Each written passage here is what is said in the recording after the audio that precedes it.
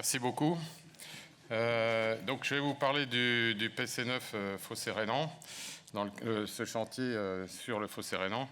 Donc, je coordonne donc Jean Schmidbüld, chercheur CNRS à Strasbourg, avec Bernard Sanjouan du BRGM. Donc, le Fossé Rhénan, c'est un chantier quand même assez symbolique de l'histoire de l'utilisation du sous-sol pour l'énergie.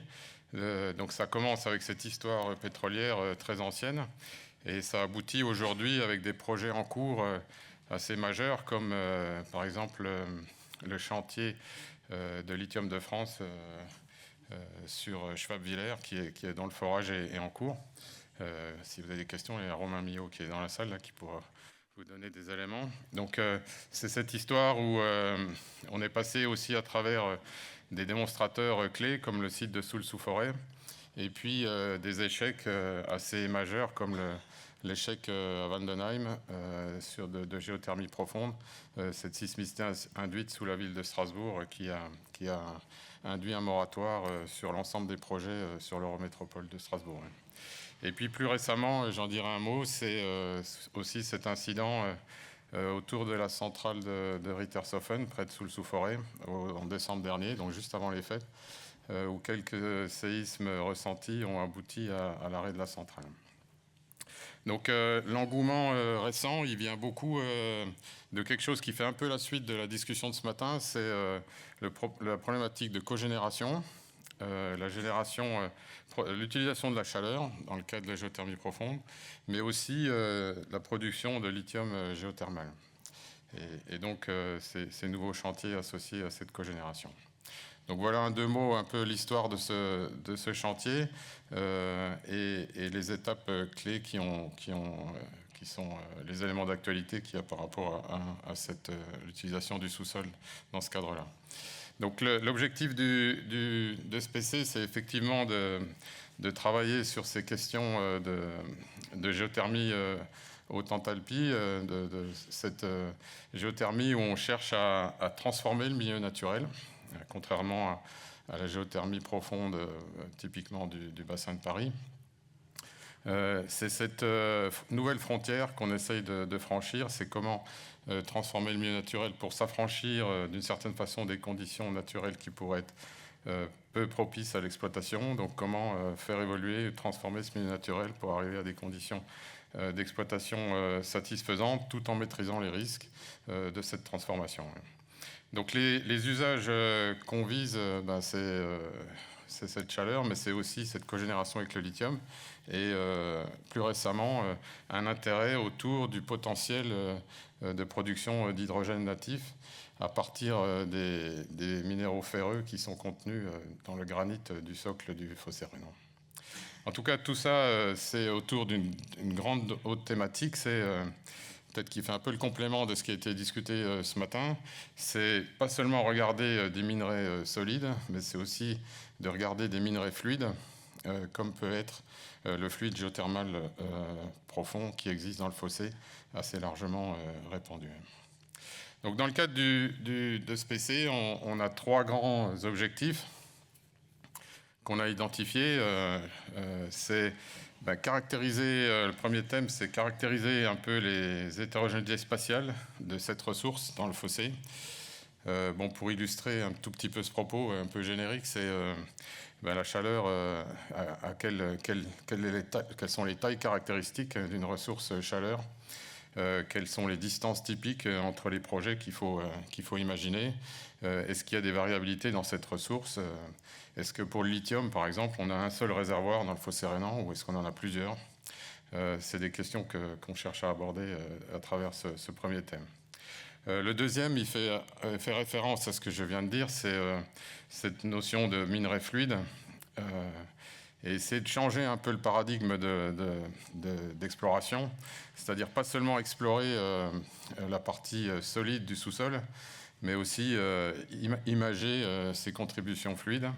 Et on sait aujourd'hui que dans les modèles géologiques en particulier qui sont à disposition à travers le projet Georg qui image et fournit publiquement un modèle géologique du sous-sol dans le fossé rhénan, l'imagerie des fluides est inexistante. Donc, et pourtant, c'est la ressource qu'on cherche. Donc, il y a un vrai enjeu à essayer de développer cette imagerie des fluides.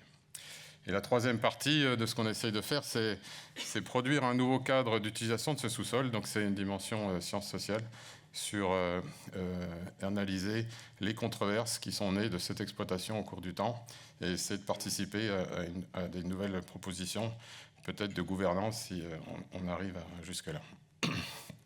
Donc on est organisé en la façon suivante, avec 3 grands work packages que je ne vais pas détailler ici, mais je précise juste qu'on a un work package de coordination avec, on essaye de mettre en ligne de mire nos objectifs principaux, c'est pour ça que je les mentionne ici.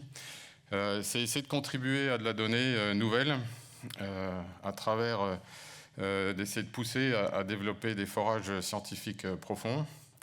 Alors là-dessus, on évolue sur notre projet parce qu'initialement, on avait l'idée de pousser un forage très profond dans le fossé rhénan, qui est la zone, je dirais la zone d'ombre, la zone mal connue, mais qui fait face à des difficultés organisationnelles et prévisionnelles complexes. Donc, on va peut-être revoir ce plan, en particulier suite au retour qu'on a eu de ICDP par rapport à ça, sur des forages plus distribués. Donc, on a quelques idées là-dessus, mais on y travaille.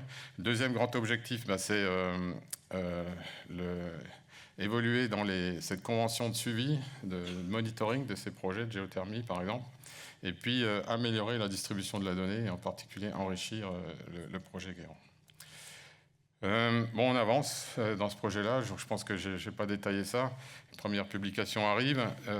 On a aussi des principes d'effet de levier. Grâce au financement qu'on a eu, on a pu avoir d'autres financements pour d'autres thèses qui sont pertinentes pour le sujet. Donc ça, c'est cette dynamique qu'on essaye de travailler. Et puis tout récemment, un tout petit point sur le fait qu'un projet de l'appel d'offres du PEPR, Reinforce, coordonné par Benoît Derode, qui présentera ça cet après-midi, qui s'appelle Reinforce, qui va compléter un peu notre dispositif, en particulier pour ces questions de surveillance de la sismicité induite.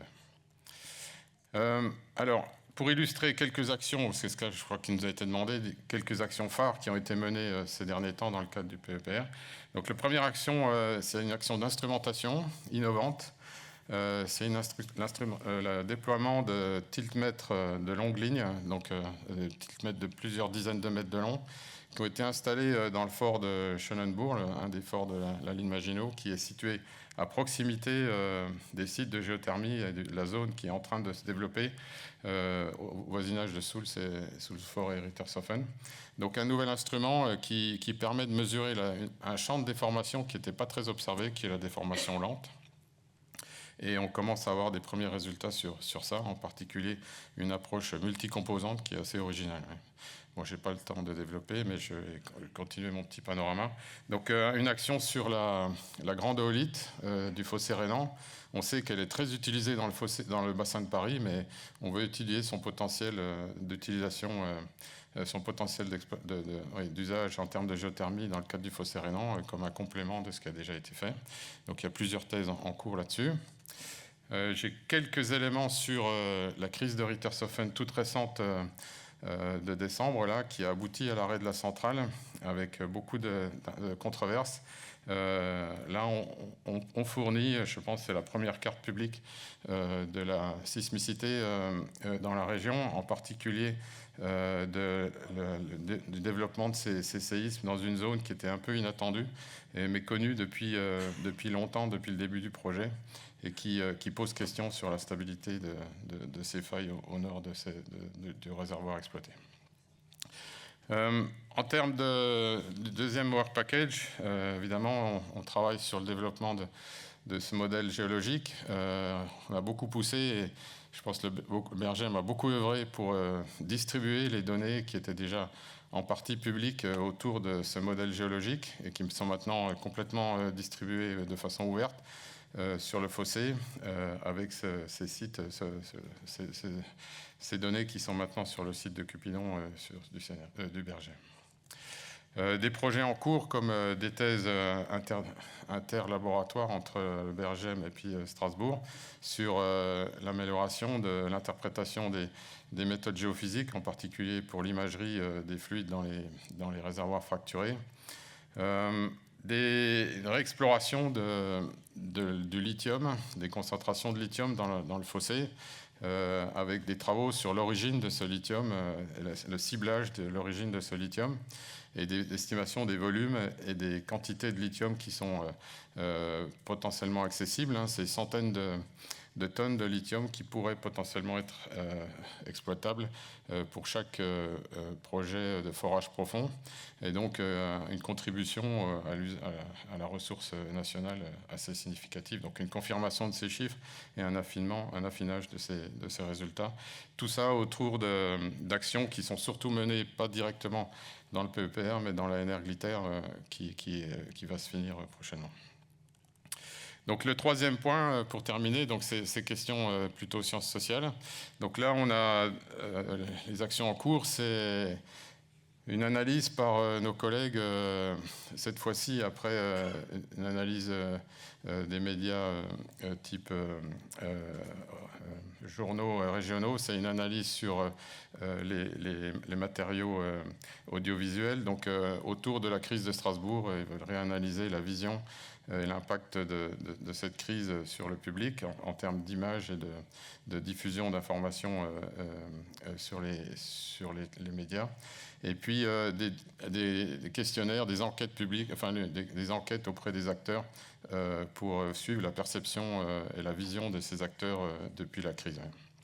Et ce qui aboutit, en tout cas récemment, à une publication de synthèse par ce groupe sur le développement de la géothermie profonde au cours de ces dernières années, et le développement de deux thèses.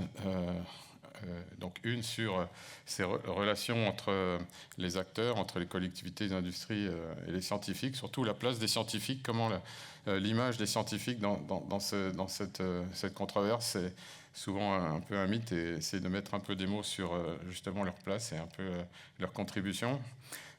Ensuite, une autre dimension qui est sur le suivi de l'engagement citoyen, en particulier autour de ces projets de sismo-citoyens dont je n'ai pas eu le temps de parler, ou comment ça peut aboutir à un développement d'une recherche et innovation responsable.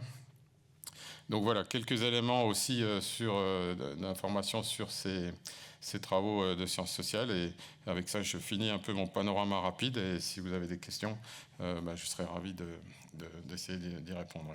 Merci beaucoup. Merci beaucoup à toi.